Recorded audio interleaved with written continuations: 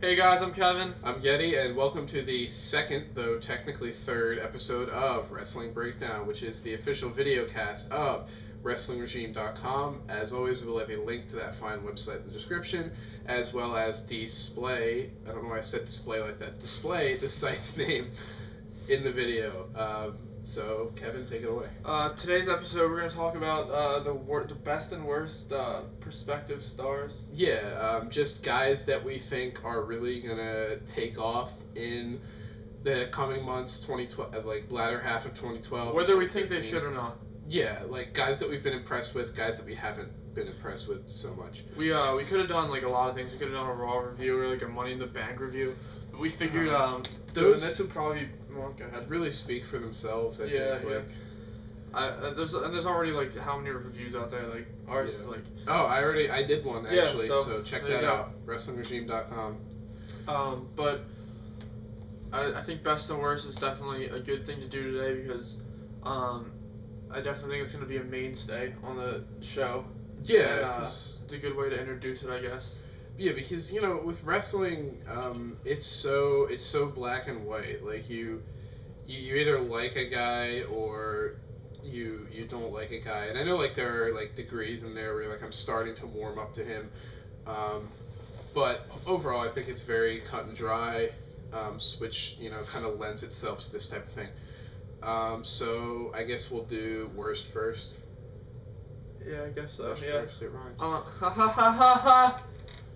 But alright, worst. You go ahead first. My first worst. This isn't good when your favorite wrestler is the first thing on your worst prospects for 2013/2012, but it's got to be Jack Swagger. I love the guy. I've liked him ever since I got back into wrestling a couple years ago. Right around the time, actually the first wrestling show I saw when I got back into it was, what was it, 26? WrestleMania 20, yeah. Was where he won the Money in the Bank briefcase, and that was awesome. And I was like, I like this guy. He's got a good look. He's gonna be champ. They rushed him. He was coming off like a 2,000 match losing streak. The number wasn't quite that high, but it was pretty ridiculous. And they just give him the briefcase in a match full of guys that you knew weren't gonna win. Like who was the pick to win that year? I guess Swagger, but that was like by default. Yeah, he was I'm almost positive he was 0-58 going into the match. The night he won, he had just come off a clean loss to Santino on Raw. I think. I'm pretty sure that qualified him into the match, didn't it? Or maybe. I don't remember. I think I read somewhere that I don't remember. Like I said, I wasn't watching until that pay-per-view. I'm pretty sure he lost clean the week he won the title. I mean, not the title, the briefcase. And now you look at him, and it shows. Yeah, Steve Austin said it. He said he was being pushed too fast. I didn't think so at the time. I didn't think so either. I was like, well, okay, maybe he is being pushed too fast, but if they're going to push him so fast, obviously they're going to keep him in the limelight. And, he had some decent matches. I mean, he had the match with Orton at Extreme Rules, which I thought was pretty good. He went clean over Randy Orton, which is something that never happens these days. But I think the problem was not that WWE pushed him too fast. They did. There's no questioning that. Who was there really for him to feud with? There was because Randy Orton. This is when he was. This was literally when he turned. This is when he became a face. Orton was kind of even still a heel at that point, so it was he didn't really have a feud. And then once you start feuding with Rey Mysterio at this point, it's all over. You knew he was gonna lose it. You knew his days as champ were numbered once he entered into that program. And then he was still featured so prominently, and I was like, all right, maybe they'll still work him back into the title picture. And it just never happened. I mean, he was U.S. champ, which, hello, it suits him perfectly. That's his gimmick. He's pretty much already the U.S. champion without even having the belt. That's the character. And he had the belt for a month maybe, and he was never on TV. They had him team up with Dolph Ziggler, which I thought was a cool team. But then they have Vicky ultimately go back to Dolph, which doesn't make any sense because Dolph was the guy who didn't need Vicky, whereas Swagger needs a handler. And it was almost like they gave Dolph Swagger so Dolph could draw without having any real consequences to it. Yeah, whenever the team lost a match, you knew Swagger was taking the pinfall. And he's just been the crowd likes him.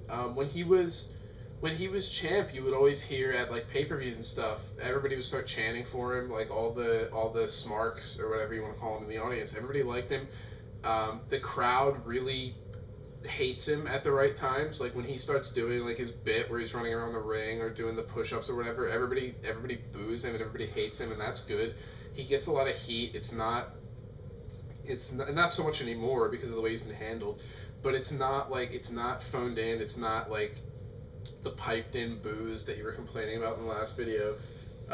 It's real, and like and the weird thing is they still treat him as like a legitimate guy. Like when somebody beats Jack Swagger, it's not like they're beating a jobber. It's still treated like they're beating Jack Swagger. And even I'll say that isn't anything anymore. Like I love the guy, and beating Jack Swagger is nothing. If I hear the phrase, if beating Jack Swagger tonight would put him in the running for championship, I'm gonna They're lose it. They're It's always not just true. they act like Jack Swagger is a hurdle to jump, which would be fine if they had built him up into anything resembling that. But instead, he's more like an out of place '80s star. Like he time traveled to 2009 or whenever he debuted, really, it wouldn't be that hard to just throw him in the mid-card championship. Have him feud with Santino. Santino is still capable of being funny at times. Jack Swagger is hilarious. The two of them could have a great comedic feud. The only thing is just have Swagger go over in the end. Santino is a guy who it's not going to hurt to take a loss. Yeah, so Jack Swagger won. What do you mean by stars? Like, they're going to be a star, or they? Yeah, like guys, like, it doesn't have to necessarily be newer guys, obviously, but I feel like that lends itself to the concept better. So a guy that's going to be a star, potentially in the future then? Well, do you want to do your worst? Yeah, no, I am. It's just worst. Like, I guess worst would be a guy with no potential then. Worst star with no potential. Okay. There's a lot. But most of the guys that don't have a lot of potential are the guys that aren't new. Yeah. Which is why you kind of have to think about all the people who are like, the jobbers and whatnot. There's a lot of stars though there's a lot of wrestlers out there I could see not ever being anything really. I don't think I know they have WWE apparently has big plans for Tyson Kidd. I don't see it. I think he's not that I agree with what WWE's like kind of like giving themselves like a motto of, but they don't push small guys. Rey Mysterio, they pushed him, but he was really small. And that's because Rey Mysterio sells merchandise. And Tyson Kidd could theoretically be a big seller, but he needs a character and a gimmick. It's just not gonna work. I don't see it working. Honestly, I hate to say it. I think he's cool. He works well. Like in the Money in the Bank, he stole it. He was great. I personally, I think Ziggler stole it. As much as we were complaining about it, that one spot where Tensai just threw him on his head, that was great. That was insane. Can't forget about that. But no, I definitely agree with you. Tyson Kidd had a great showing in that match, and he's got a lot of skill. I just like. One of the things that bothers me about him isn't even him like the character. It's more like the way fans like react to him.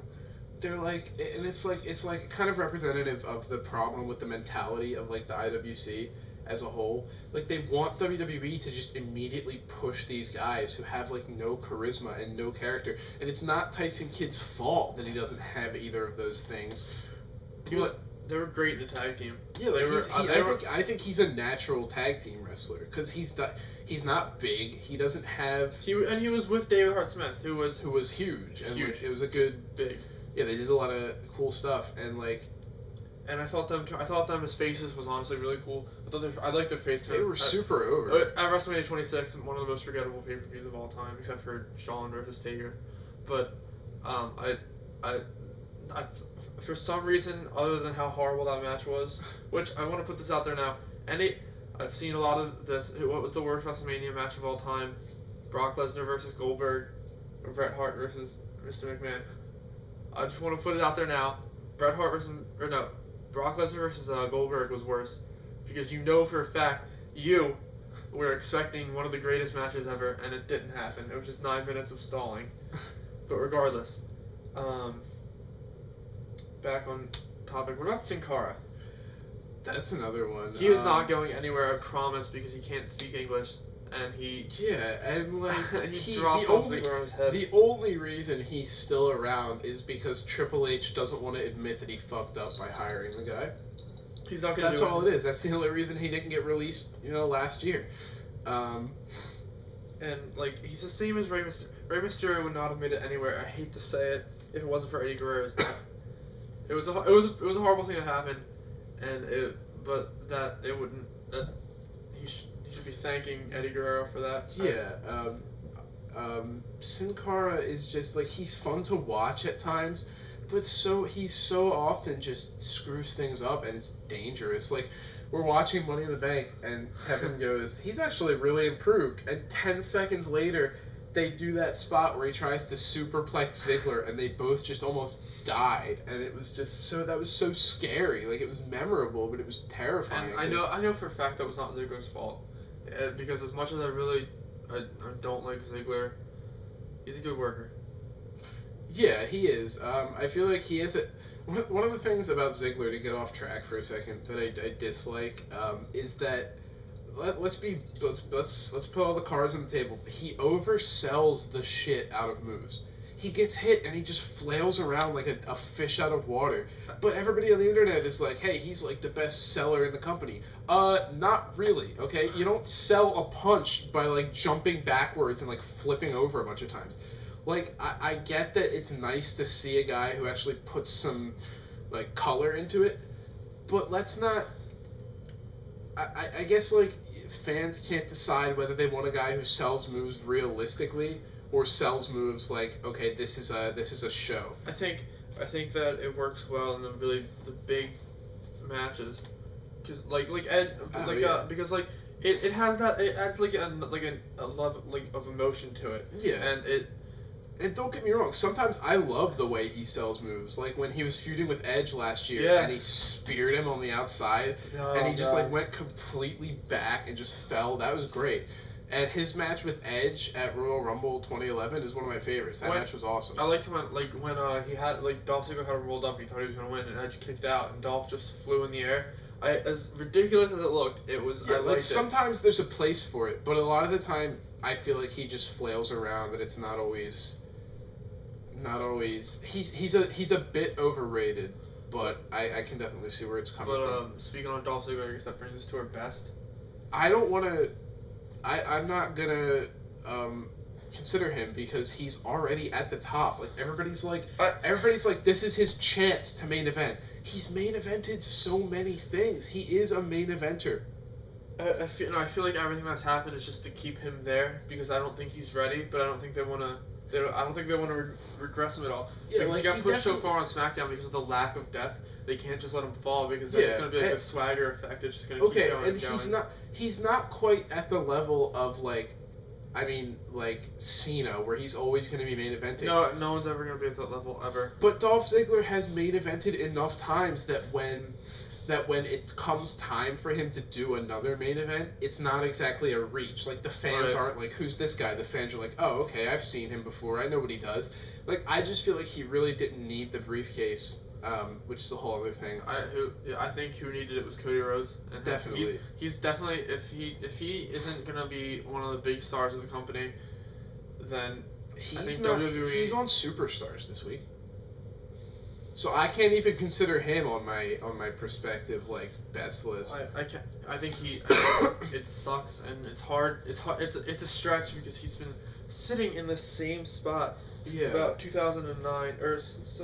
And the crowd really hates him. Like, even at that stupid bit where he was hitting Big Show with the boxing gloves, like we were at that Raw, and the crowd really got into that, and they hated him, and that was good. And I was like, this is a stupid segment, but that's a great reaction. And his character development, I think, has been it's been great, but I don't know what WWE's doing with him, truthfully.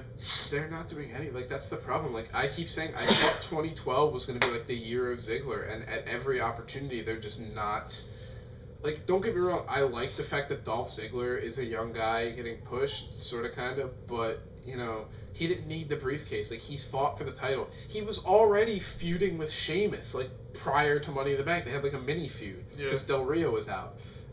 So, like, they could have easily just had him inserted into the heavyweight title picture through that. Like, I'm pissed at you, Sheamus, you know, fight me. Would that have been so hard? Like... Yeah. They've done stupider things to get guys involved in the title picture. But a perspective best. I mean, I guess I'm gonna say I like Tensai, or whatever character he becomes when they finally decide to like push him. I want to. But I feel he's too old at this point. He's definitely too big. He's gone. He can move, and that's awesome. You know, but that's like unfortunate. He's still a little rusty in the ring. It looks like. I'm betting on the fact that he might be stiff in the ring. Which will definitely not get him. I'm on the fence about him because I feel like. Part of me is like, all right, WWE brought this guy over from Japan. They made a big deal about it. They took him out of this sure thing that he had with this Japanese promotion. I just don't think they bone him that badly. Like at the very least, I think maybe he'll become a prominent like upper mid carder. But I wouldn't be surprised if he drops the Tensai name, which they've been talking about for months. And maybe does a couple main events that way, or at least becomes, like I said, like a prominent like henchman to like an evil managerial character or something. All right. Well, we have probably time for one more. So, and we both kind of know who it's going to be. It's Damien Sandow. If you've seen the first episode, or have read any of my articles, sorry about that. You know that I'm pretty much enamored with him, and Kevin really likes him too after seeing him on SmackDown. I've seen him for 1 week, and I was honestly really impressed. And you know, he moves. Yeah, he's so agile for like a guy who's pretty well built. He's a big guy. He's pretty tall. He's really muscular, and he flips around a lot, and it's really nice. And even in like these quick like minute and a half long matches he's doing, he's not using the same like 3 moves, at least I don't think he would be. Yeah, he kind of has like that same, but it all flows well enough. But I think his moves are impressive enough that it's okay. Like it's almost like one long chain of stuff. Like he flips and then he does another thing, and then after he flips and pins the guy, he does like that pose. He's quick. He's more agile. Like he can do more in a minute and 30 as opposed to Brodus Clay, who can't. Yeah, who does like 4 moves. He just can't move as fast. It's just he can't. Yeah, Christian has this IC title match on Monday, and I really hope they just have Sandow face him, because they were duking it out at the Money in the Bank match a little bit, and I was like, why don't these two just feud? Like, that would be great. Like, if those two fought, and they actually got time, and they should, because it's a fucking 3-hour show, like, that could be one of the better matches we've had on Raw, like, all year. So, yeah, Damien Sandow, I think, everybody seems to like him. He's never been on Raw. So you can't really judge the reaction he gets on SmackDown as an indicator of how over he is or isn't. Once he does start showing up on Raw, which I assume he will, because again, 3-hour show, we'll be able to see how well the fans who are supposed to hate him are reacting to him. And I can't imagine he's not getting over, because the gimmick is just so obnoxious. There's no way that like casual fans don't hate this guy. And it's a great gimmick, and he probably should get one of the mid-card belts sooner rather than later. I mean, you might say he needs a couple more months of doing random stuff, or maybe like a real feud. But with the state the titles are in these days, like, his first feud might as well just be for a belt. Yeah. But I could definitely see him as a main eventer. He's got a look. It's a very unique look, but it works. He needs a new finisher, I think, which we already kind of discussed. Yeah. But for now, it works. So yeah, I think those are the guys that we think are going to do well and not do so well in the coming months. Obviously, there are a lot more guys, but we're all out of time. I'm Kevin. I'm Getty. Don't forget to check out my articles on QuickWrestlingNews.com. I should maybe be up soon. Yeah. Hopefully, if all goes well. And WrestlingRegime.com. Don't forget to check that out. They've got all kinds of fun stuff on there. Thank you for watching.